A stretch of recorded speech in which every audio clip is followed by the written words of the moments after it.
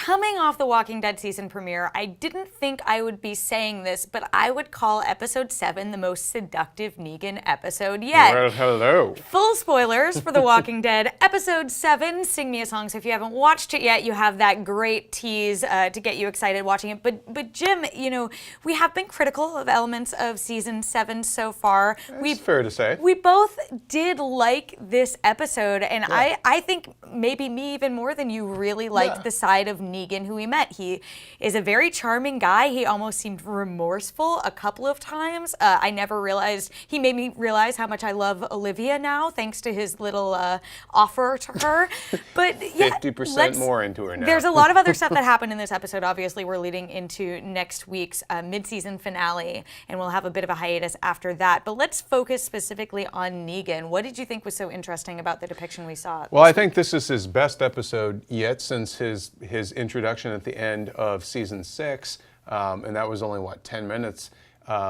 This I thought you were like 10 minutes ago. I was like, yeah, that's what it feels like. No, but I think that this episode, it did get to showcase him more, doing other, always in charge, always Negan, but a few moments where you can maybe get a peek behind the curtain at the Wizard.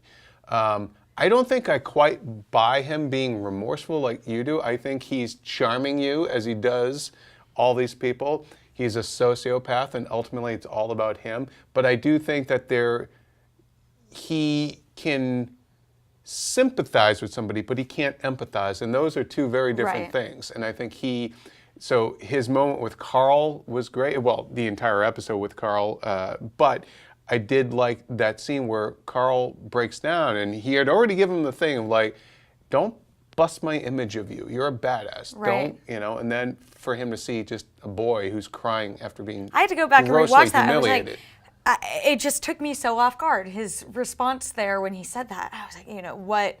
You're right. That's exactly what it was, and I think part of it is a power play, but I knew just coming into this arc, people hold the relationship between Negan and Carl in the comics to such a high regard that, they really did have to do it justice. In this episode in particular, I think they did a great job in having Negan have the exact opposite response you expect him to have when Carl jumps down with the machine gun and starts mowing down saviors, and to question as the viewer and try and understand, like, what does Negan see in Carl? He sees himself, I think. I think he sees some of it himself. Like, I love that line, and I think it's straight from the comics when he says, you're turning into a little serial killer. Like, he finds out that Carl had to kill Lori, and that's why. But also, I think it's deeper than just a power play for Rick, as much as the final scene in this episode set up some power play for Negan or Rick. Negan over Rick.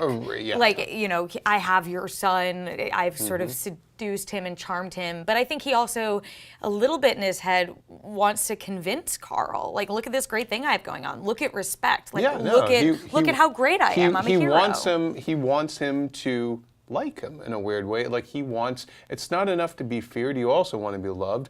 It can be a very one-sided thing. He just wants their love, but he likes that. He likes, like, even when he kind of turns to him, he's like, are they still on their knees? Like, they're still kneeling? Right.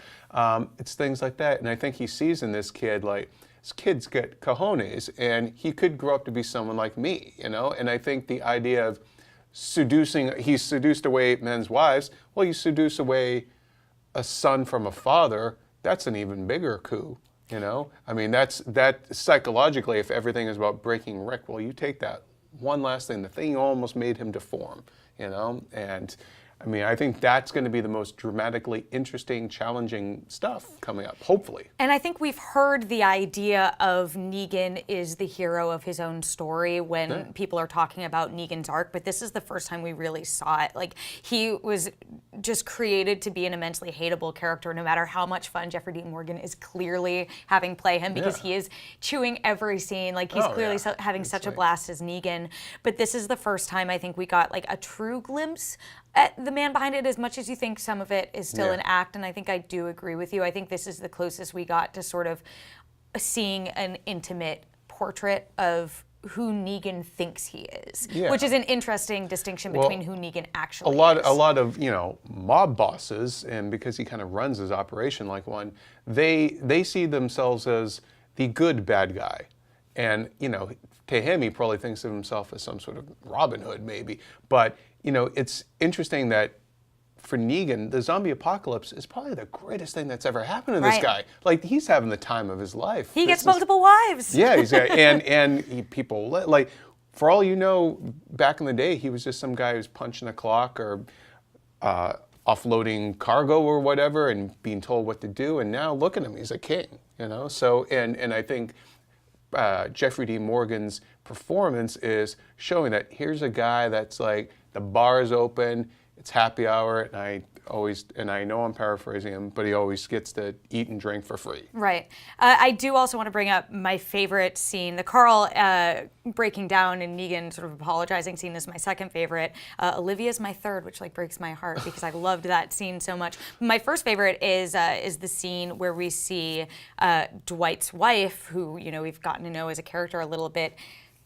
Negan calls her out and says, "You like me a little bit." And we see for a moment she does. And we Yeah. talked about this a little bit right when I finished watching it, because you'd watched it before I did, and you were like, it's the same. She is the audience surrogate there, because Yeah. in that same moment, and there are other moments in this episode, we're like, you know, I do sort of like him. And then you remember he's Negan and everything that comes with that. And I think that that is really fun and something really that The Walking Dead did really well in this episode. Yeah, and it needed that. It needed something where, you know, because also in this episode, you're being told why Rick is a good leader. And this one, you're well, showing no, I it. think you're being Well, yeah, the questioning whole that a scene little with, bit. with Gabriel and all that. But, like, Right. you know, the one of basically the idea of, like, well, remember, Rick's the good guy. He's the hero. Sure, he's got flaws.